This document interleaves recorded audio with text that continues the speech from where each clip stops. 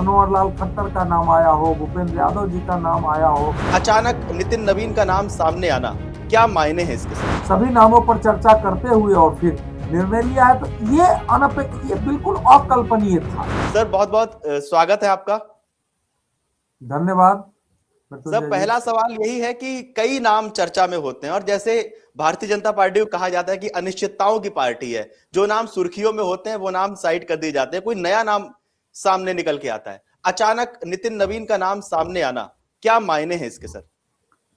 नहीं, अनिश्चितताओं की पार्टी नहीं है। प्रधानमंत्री नरेंद्र मोदी और गृह मंत्री अमित शाह के नेतृत्व में भारतीय जनता पार्टी हमेशा पदाधिकारी देने के मामले में, मुख्यमंत्री उप मुख्यमंत्री बनाने के मामले में चौंकाती अवश्य है। क्योंकि ये किसी को, जब मैं आज कहीं मंदिर में थोड़ी देर के लिए था तो अचानक मेरे पास जो है फोन आया कि नितिन नवीन अध्यक्ष हो गए। मैंने कहा है अभी नहीं होगा, अध्यक्ष तो अभी कैसे होगा।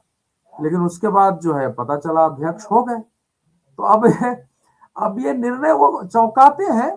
और हम जो जिन नामों की हम चर्चा करते हैं लोग, वो भी स्वाभाविक है और उन नामों पर चर्चा चलती भी है। ऐसा नहीं है कि जिन नामों की हम चर्चा करते हैं वो नाम चलते नहीं है, वो नाम भी चर्चा में आते हैं, बातचीत होती है सबको। लेकिन उसके बाद जो है बनाने के समय कोई और नाम आ जाता है। तो जिन लोगों का नाम था, चाहे धर्मेंद्र प्रधान जी का नाम था, मनोहर लाल खट्टर का नाम आया हो, भूपेंद्र यादव जी का नाम आया हो, शिवराज सिंह चौहान का नाम आया हो, केशव प्रसाद मौर्य का, वो सब नाम चर्चा में आए थे। ऐसा नहीं था कि संगठन के अंदर ऊपर चर्चा नहीं थी। सभी नामों पर चर्चा करते हुए और फिर निर्णय लिया है, तो ये बिल्कुल अकल्पनीय था। लेकिन अब चूंकि हुआ है तो अब इसको समझने में थोड़ा समय लगेगा। तत्काल हम लोग केवल अनुमान लगा सकते हैं, क्योंकि कोई बताने वाला नहीं है। जिन्होंने निर्णय किया है उन्होंने किसी को बताया नहीं है। मोदी जी ने या अमित शाह जी ने किसी को बताया नहीं है कि हमने नितिन नवीन को क्यों बनाया है। नितिन नवीन अभी तक भारतीय जनता पार्टी के अध्यक्षों की जो जब से 1980 से भारतीय जनता पार्टी बनी है तब से अभी तक के सबसे कम उम्र के अध्यक्ष हैं, बिहार के पहले अध्यक्ष हैं। दूसरा यह है कि बहुत ज्यादा पढ़े लिखे नहीं है, 12वीं पास है। तीसरा यह है कि एक जातीय फैक्टर होता है कि आप पिछड़ी जाति से हैं, दलित से है, वो भी नहीं है। सवर्णों में भी जो इनकी जाति है वो कायस्थ जाति है, जिसका सबसे कम वोट होता है। हालांकि आईएएस सिविल सर्विसेज में उनकी बड़ी संख्या है, तो इसमें कास्ट फैक्टर भी कहेंगे।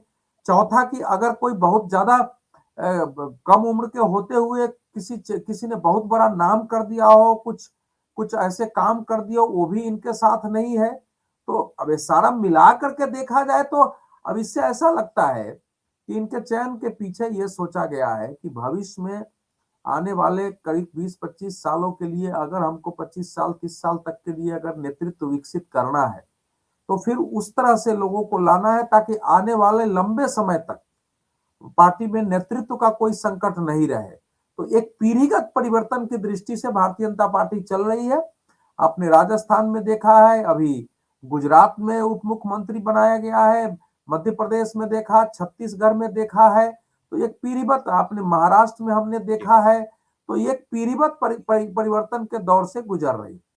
अगर आप ये वीडियो YouTube पर देख रहे हैं तो हमारे चैनल को सब्सक्राइब कर बेल आइकन दबाएं और Facebook पर देख रहे हैं तो हमारे पेज को लाइक करें।